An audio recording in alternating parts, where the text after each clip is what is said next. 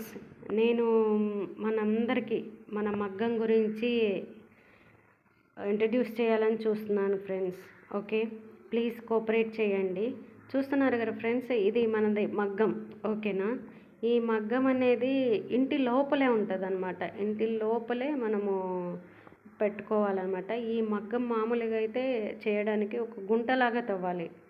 మామూలుగా అయితే గుంట అయితే తవ్వడానికి లోపల ఎవరు యాక్సెప్ట్ చేయరు. బట్ చేనేత వాళ్ళకైతే మనకు అది గుంట తవ్వందే మగ్గానికైతే చేయడానికి రాదు ఫ్రెండ్స్.